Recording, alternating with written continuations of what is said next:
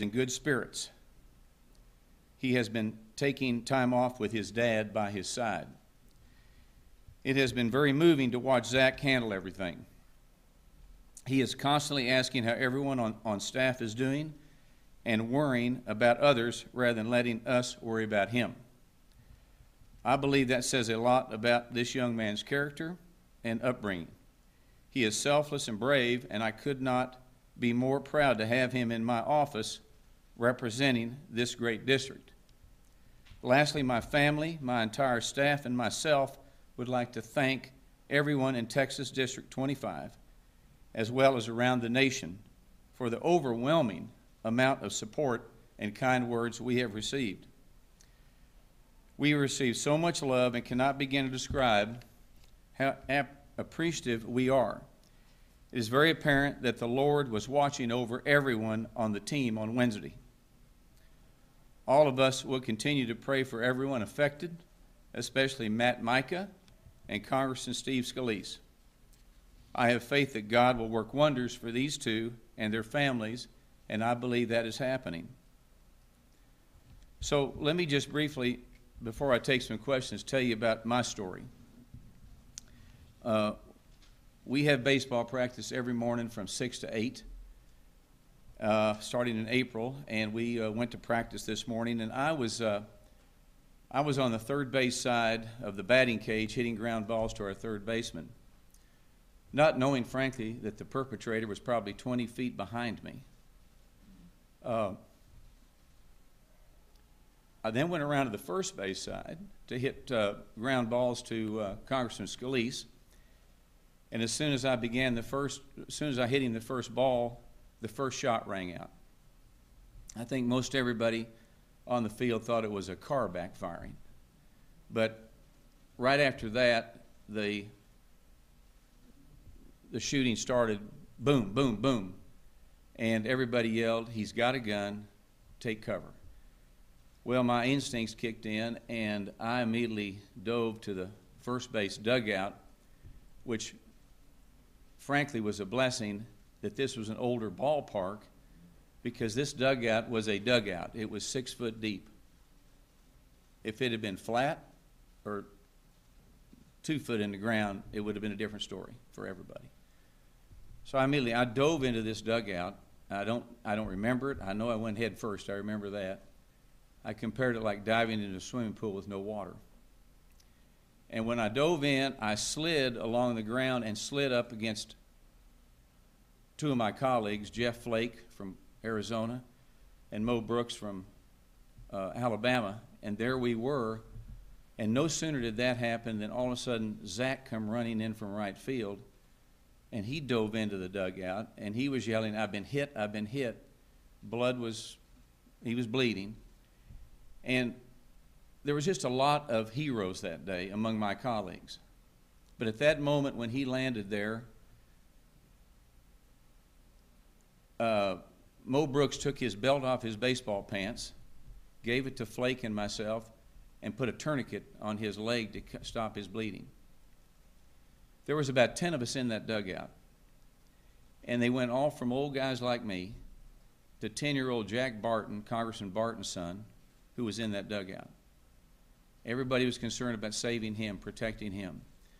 And I got to tell you, this guy was shooting and shooting and shooting. He was trying to get to the first base side of where we were, but a gate would not let him get on the field. If that gate would have been unlocked, it would have been a different story. It seemed like forever before the police got there, although they did a great job. They said it took 3 or 4 minutes, but that's a long time when a guy's shooting at you. And we didn't ever hear any of our people shooting at all. And we weren't sure whether there were 2 of these shooters or not. Finally, we heard the Griner and Bailey begin to fire back, which I got to tell you was a fabulous sound. And they literally kept this perpetrator from going on the field and massacring everyone. If they had not been there, it would have been totally different. All we had was balls and bats to defend ourselves.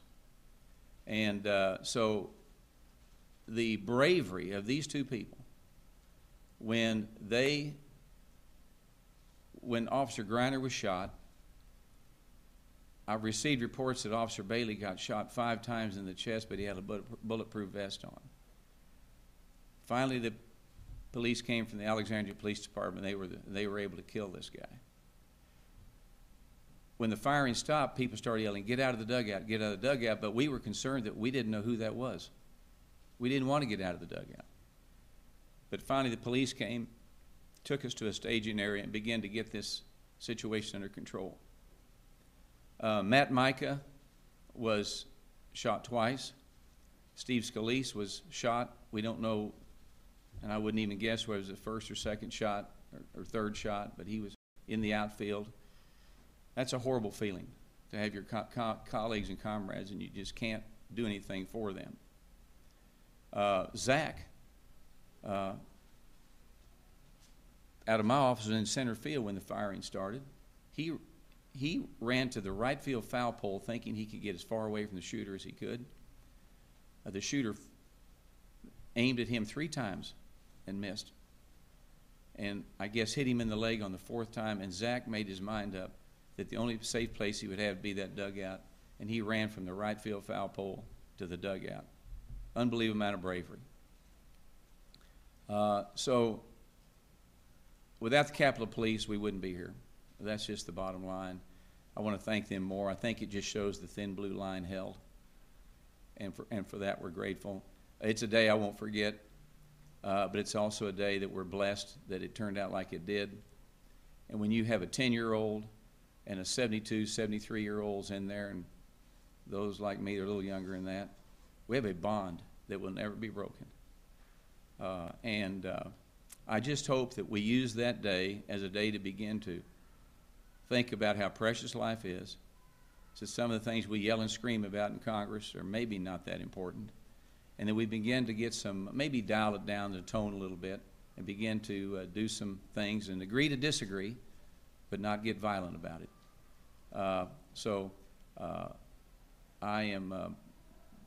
I'm blessed to be here today, and today I won't forget. But I am again forever indebted to Bailey and Griner for what they did. And then just to end my story, later that evening Zach and I were able to go to Capitol where they had Officer Bailey there, and just us 3, and I was able to put my arm around him and thank him for saving my life. Congressman? Yes. I know that you're still having to use crutches. That injury, of course, will heal. Right. What won't heal for you? Well, that's a good question. My injuries will heal.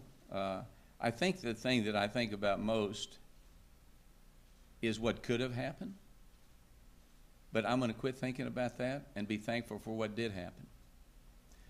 I don't think I'll ever forget the sounds of the gun he was using. They say he fired 60 or 70 rounds, had 100 more rounds in his pocket when they found him or when they killed him. I won't ever forget that. I won't ever forget my colleagues saying that Scalise was down and take cover, and then seeing my colleagues that have been hit. I will never forget that. Has it changed you personally? I don't know. I mean, it's changed me in the fact that I realize that I knew God's always in control, and life is precious, and it's very easy to be in the wrong place at the wrong time, or be in the right place at the right time.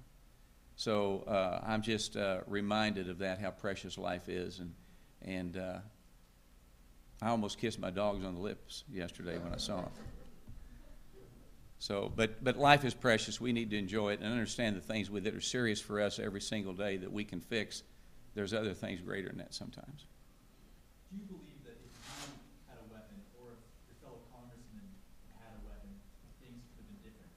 No question about it. I mean, I think we had 2 or 3 former service people that were colleagues that were playing on the team, but I would have much rather had a weapon than a baseball bat when he was firing at me. So. Do you think that congressmen should start to carry when it comes to the whole? Well, look, I'm a Second Amendment guy. I believe that everybody has a right to bear arms, you know. Whether that debate's gonna happen, I guess now, I'm not ready to think about that, but I do know that if we'd had weapons, it might have ended quicker. Talk to us about the security concerns now, you and your fellow Right. colleagues have. You kind of take for granted that Congressman can walk around with no security. Well, the great thing about our country is that you're able to talk to your elected officials, whether you voted for them or not. I represent 800,000 people. Some voted for me, some didn't. But the idea that you can come up and talk to your elected officials about what your issues are and how you feel has always been a great thing about America. You could do that. And, you know, when we're here in Texas and in our district, we get great cooperation from local law enforcement. So I think that what my focus is, what my concern is that if those two, if Steve Scalise had been sick that day, he'd had a meeting that day, he decided to come to practice, those two officers would not have been there. It would have been us against this shooter with baseball bats. So I would like to think that when we ever have, if you have a group of Congress people, 25 people, 10 people, 12 people, Republicans, Democrats, and they're in a group, I would like for law enforcement to begin to think more serious about more protection. There were 25 congressmen, 15 staff members on a baseball field that was fenced in across from the YMCA. There was one way out, one way in, and we were playing baseball. We literally were sitting ducks for somebody that wanted to get up and go kill people.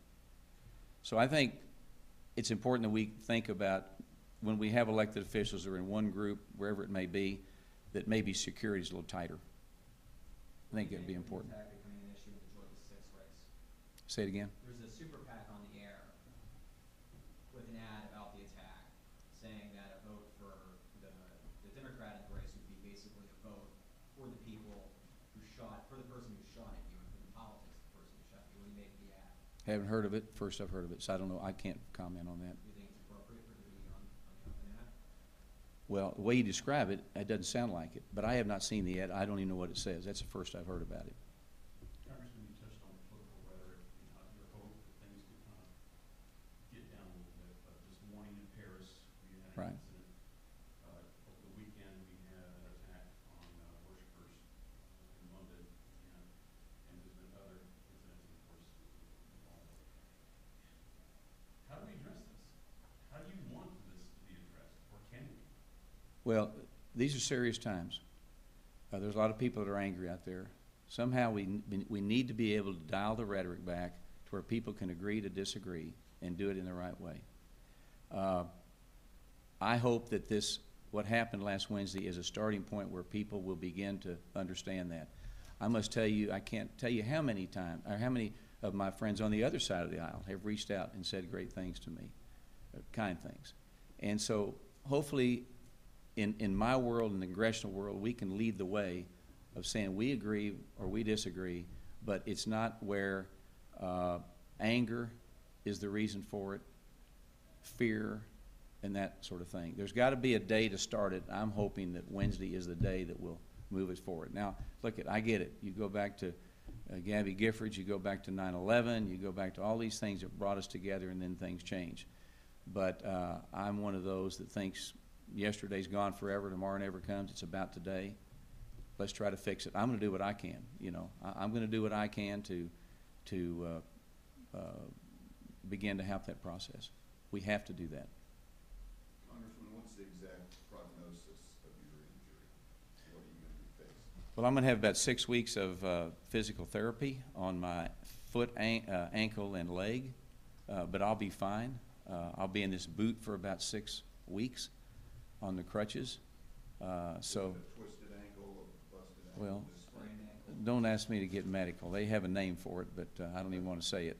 I know it hurts, but anyway, I'm going to be fine. Look, I'm the blessed one. I'm the one that's blessed. This all heals, and so forth. So, but I'll be fixed and be ready to go again. And I'm thankful that that's all I have. But I would say to all of you, don't dive into a swimming pool with no water. And Okay. there's been a lot of criticism of you all for maybe not having as many town halls recently as in the past, but yet now it appears there may be a reason. Can you confirm if you have had any threatening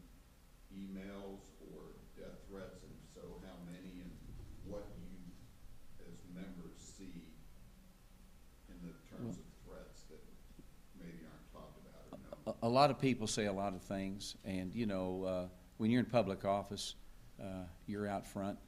We've had our share of people that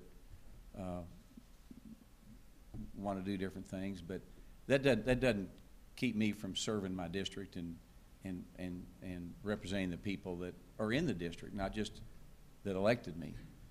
Nobody told me to get in this. I did this. But I think at the end of the day, from a security standpoint, what I want people to focus on is when you have a group of elected officials that they are protected maybe more than they have been in the past.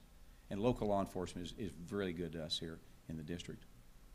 When you were elected, did you ever take the position thinking that this was going to be a dangerous job, that something like this could ever happen to you? And obviously you're still emotional about the incident. What are you feeling now, and the colleagues that you were together with that day? Have you spoken with them, and how are you together kind of getting over that? Well, it's an emotional thing for me. I don't mind telling you, it's very emotional for me.